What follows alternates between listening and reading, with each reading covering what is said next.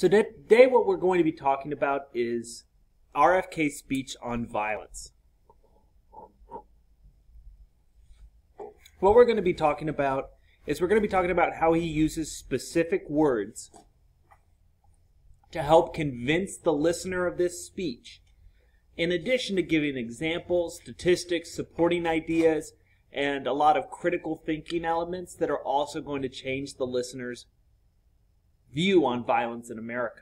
Now remember, the first thing that a speaker is usually going to put in their speech is they're going to give us some sort of a thesis statement, what they're trying to prove. So let's look at this first part of the speech right here and see what the, yes? Don't we look at the top of it? No. The top is just a summary. Yeah, it's a summary. The speech starts right here. So this is the first lines. This is a time for shame and sorrow.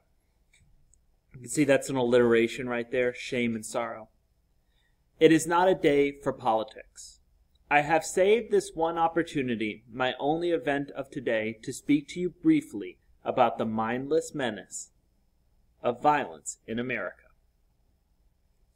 which stains our land and every one of our lives. So we already have our thesis statement.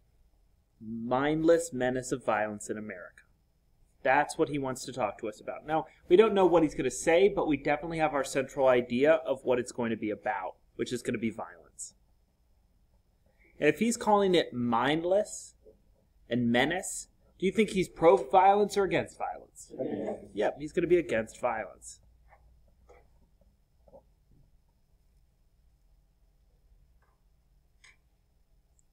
Now, I don't know exactly why he's going to, but I can already make some prediction. It probably hurts people.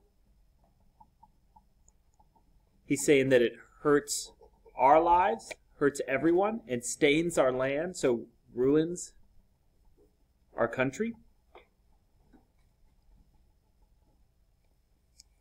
Those are two quick predictions that I'm making there.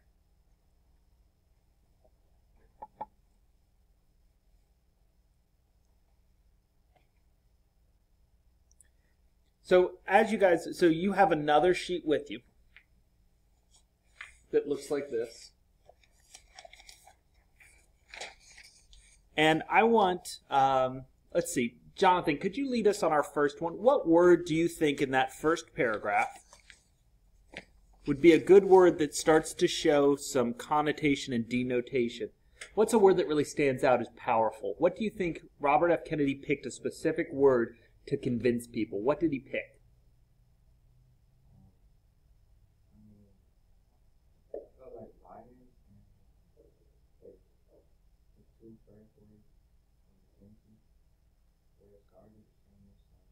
Excellent. Let's pick sorrow. I think that's a great example. Let's start with sorrow.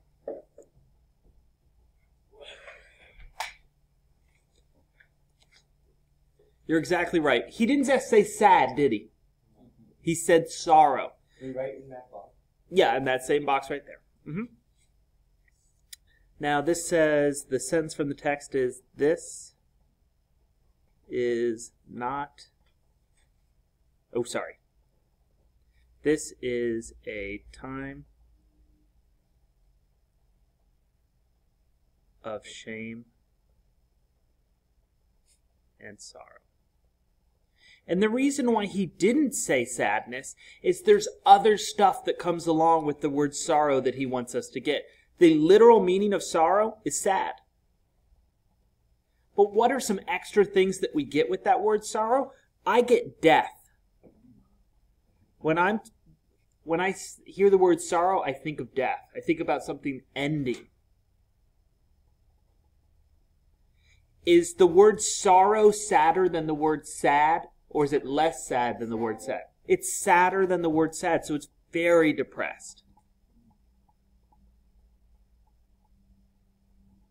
It's more powerful than sad.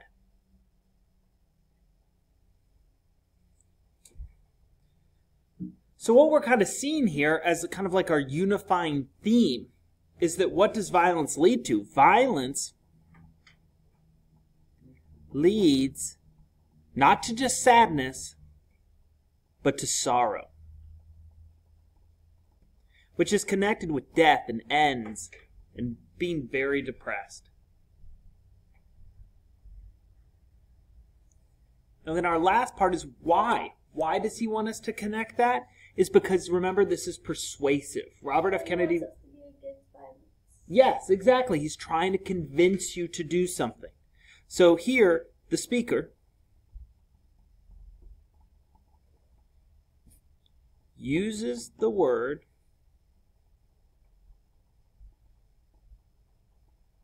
sorrow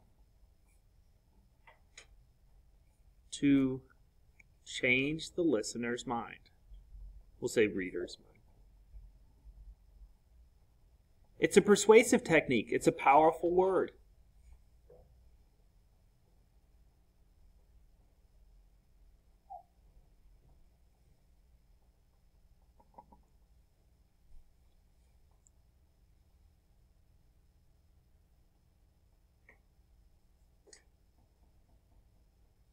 So that's a great start. It also starts to create our tone. This is not going to be a happy speech. This is going to be a depressing speech. It's going to be powerful in that it's sad, in that it's sorrowful. So our next paragraph. It is not a concern of any one race. The victims of violence are black and white, rich and poor, young and old, famous and unknown. That pretty much covers everyone.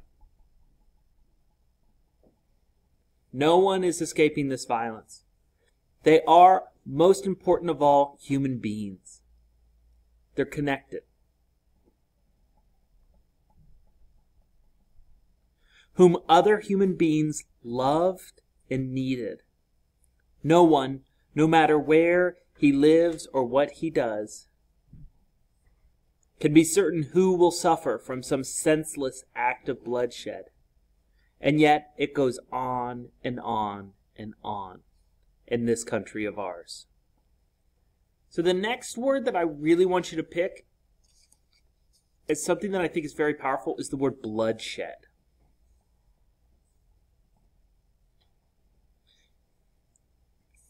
So our sentence is senseless acts of bloodshed.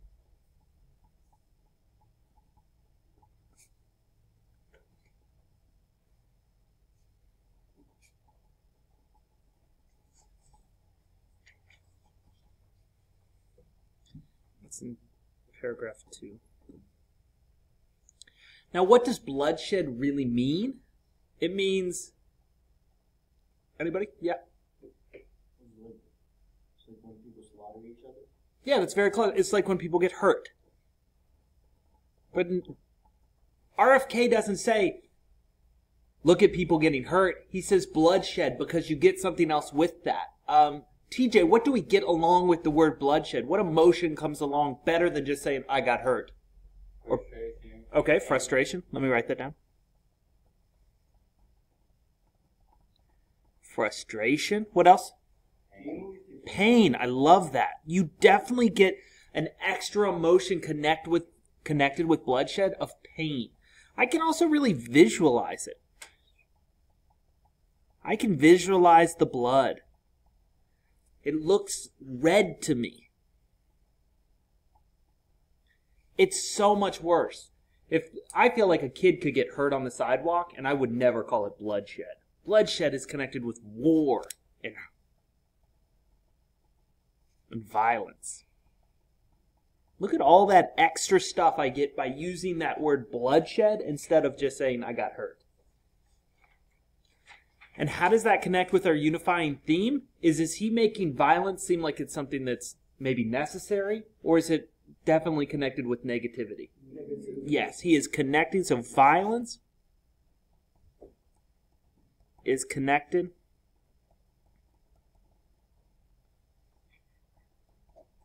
with blood and war and pain.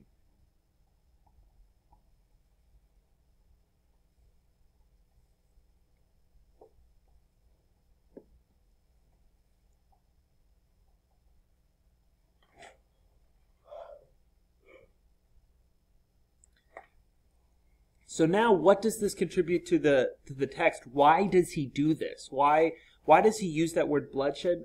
Camille, can you kind of give me a little summary on why you think he would connect pain and blood to violence? I love that word because. Excellent. Keep going. Because the violence causes it. Okay. And Keep going.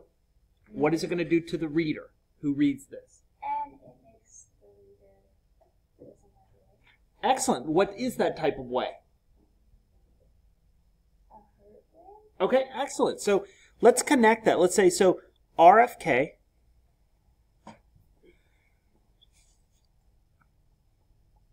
connects violence with pain to evoke. Now, evoke means to bring out. Evoke powerful emotions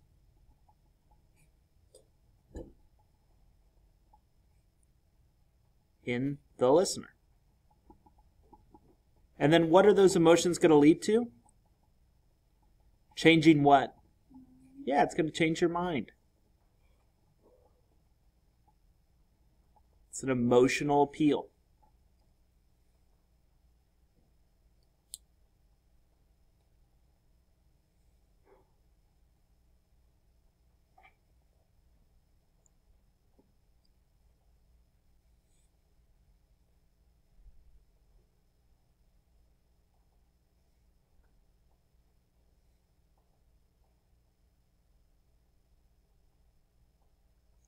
Okay, let me read the next two paragraphs, and then I'm going to give you this next one to do on your own after we pick a word. Wait. Why has violence... Sorry, let's start right here. Why? What has violence ever accomplished? What has it ever created? These are beautiful rhetorical questions right here. He's asking these questions to kind of make you think. No martyr's cause has ever been stilled by an assassin's bullet. So he's saying that if you kill somebody with an assassin, and you know who this martyr is he's talking about Martin Luther King. He gave this speech right after Martin Luther King was killed. So he's saying, do you think that Martin Luther King's vision is going to die because he was killed? No, absolutely not. No wrongs have ever been righted by riots, which are groups of people breaking the law.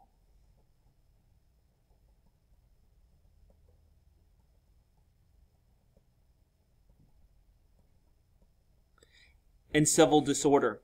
A sniper is only a coward, not a hero. And an uncontrollable mob is only a voice of madness and not a voice of reason. So you know what I've seen here is here he gives us that central idea.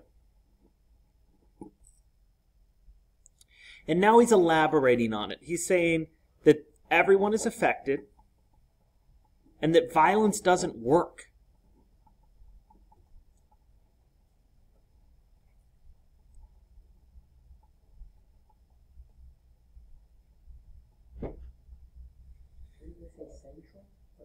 Yeah, central idea.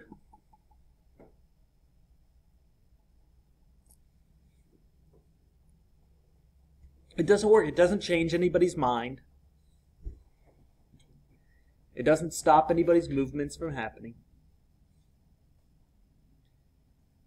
Whenever any American's life is taken by another American unnecessarily, whether it is done in the name of the law or in defiance of the law, by one man or a gang, in cold blood or in passion, in an attack of violence or in a response to violence, whenever we tear at the fabric of the lives which another man has painfully and clumsily woven for himself and his children, the whole nation is degraded.